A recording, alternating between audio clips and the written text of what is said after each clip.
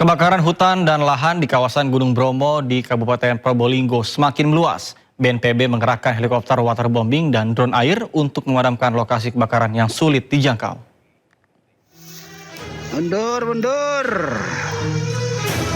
Kebakaran hutan dan lahan di kawasan Bromo semakin meluas hingga ke jalur lingkar Kaldera Tengger dan mengarah ke Bukit Watangan Desa Ngadisari, Kecamatan Sukapura, Probolinggo. Awas ya. Bongnya jangan pas.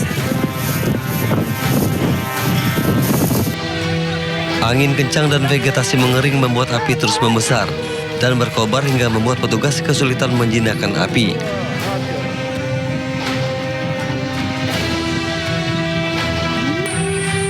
Ratusan petugas gabungan dan relawan masih terus berupaya memadamkan api.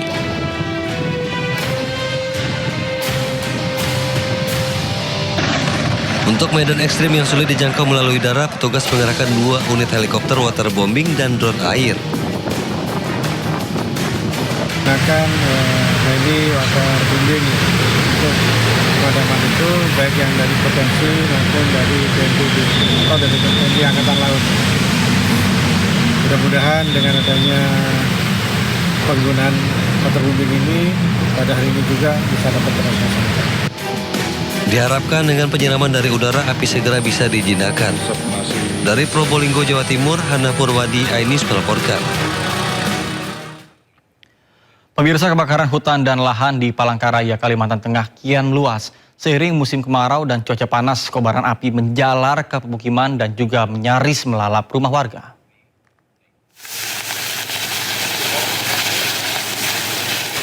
Asap pekat disertai kobaran api terjadi di lahan gambut di kawasan Palangkaraya, Kalimantan Tengah. Petugas harus berjibaku di tengah asap pekat untuk menghentikan laju api.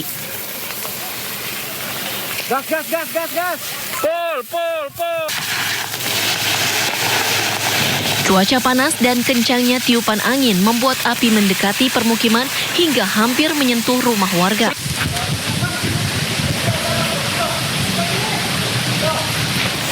Mendapat laporan dari warga, tim Satgas Karhutla segera mendatangi lokasi untuk melakukan pemadaman.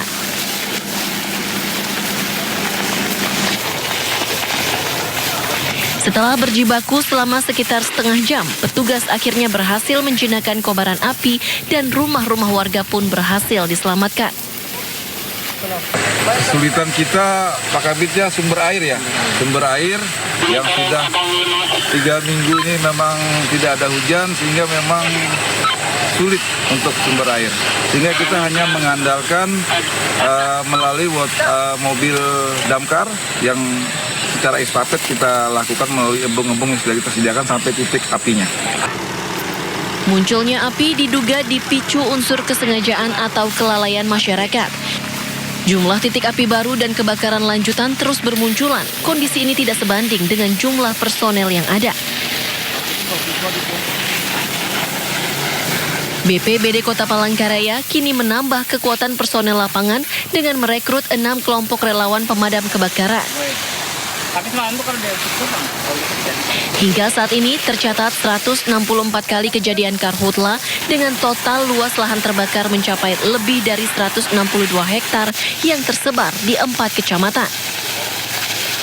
Dari Palangkaraya, Kalimantan Tengah, Ade Sata, iNews melaporkan.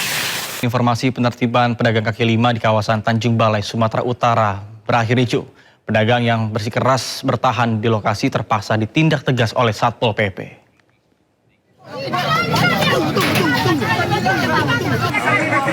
Sejumlah pedagang kaki lima di kawasan Tanjung Balai, Sumatera Utara melakukan perlawanan saat petugas Satpol PP Kota Tanjung Balai melakukan penertiban.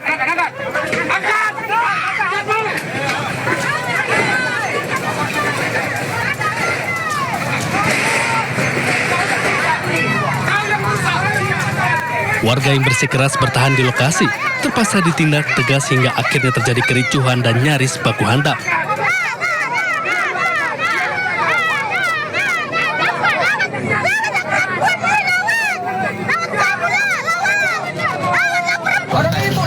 Tajul Abrar, asisten Setdako Tanjung Balai, mengatakan pemerintah tidak melarang pedagang untuk berjualan di kawasan lapangan pasir di pusat inti kota. Namun petugas memberikan batas waktu dari sore hingga malam hari dan lapak dagangan langsung dibongkar untuk menjaga keindahan kota dan tidak kumuh. Pemerintah kota mengizinkan para pedagang untuk berusaha dari mulai jam 5 sore sampai dengan tengah malam. Artinya kita tidak melarang pedagang berusaha. Namun karena ini memang bukan pajak bahagia, ini bukan sebuah menawan, ada pengaturan.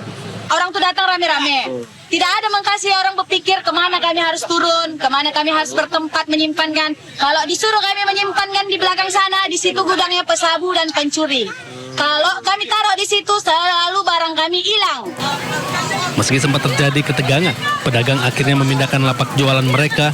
Pemerintah berharap pedagang dapat mengikuti aturan untuk keindahan dan ketertiban kota Tanjung Balai. Dari Tanjung Balai, Sumatera Utara, Ulil Amri, iNews melaporkan. Sementara seorang perempuan lansia di Tangerang Selatan disekap dalam sebuah apartemen di Serpong. Pelaku penyekapan juga membawa lari barang berharga milik korban.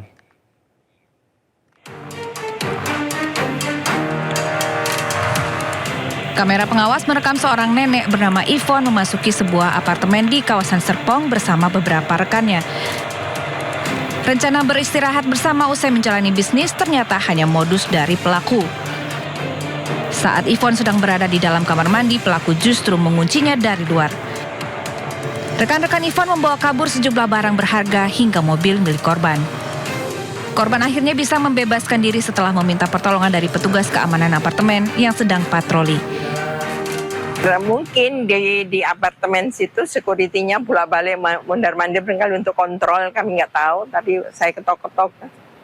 Akhirnya ya mereka datang menanyakan dari lubang kunci, ada apa ini Bu? Aku bilang saya terkunci, tolong dibuka. Akhirnya kunci pintu didobrak. Yang diambil oleh pelaku handphone, surat-surat berharga, dan kendaraan mobil. Kami dari pihak kepolisian Polsek Serpong sudah melakukan pemeriksaan terhadap korban. Pihak berwajib kini mencari keberadaan seluruh pelaku. Dari Tangerang Selatan, Banten, Nunung Purnomo, iNews melaporkan. Pemirsa, terkait dengan misteri kematian Sutrimo, orang dekat mantan Jampitsus Febri Adriansyah, polisi akan memeriksa dokter yang pertama kali menangani Sutrimo saat dibawa ke rumah sakit. Dan sejumlah pemeriksaan akan menentukan langkah selanjutnya terkait dengan kematian tersebut.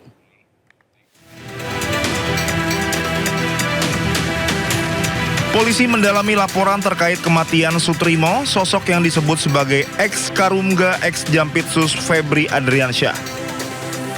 Sebagai langkah awal, polisi akan memeriksa dokter yang pertama menangani Sutrimo saat dibawa ke rumah sakit.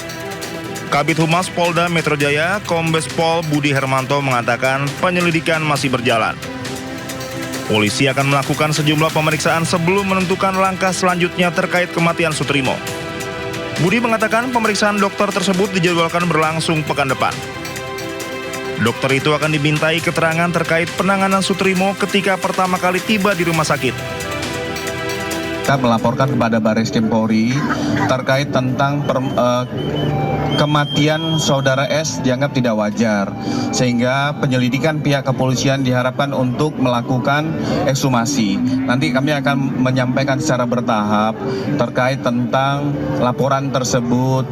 Kita juga melihat beberapa update yang kita sampaikan. Minggu depan kita masih akan melakukan pemanggilan terhadap dokter yang Rumah Sakit Muhammadiyah yang menangani pertama pada saat pasien datang ke rumah sakit. Kemarin sudah dischedulkan, tetapi ini akan direschedule ulang oleh dokter tersebut. Sebelumnya, Kongres Pemuda Indonesia KPI mendatangi Barreskrim Polri untuk mengadukan kematian Sutrimo. KPI mendesak Polri melakukan ekshumasi dan otopsi untuk mengungkap penyebab kematian Sutrimo, serta mencegah munculnya spekulasi di masyarakat.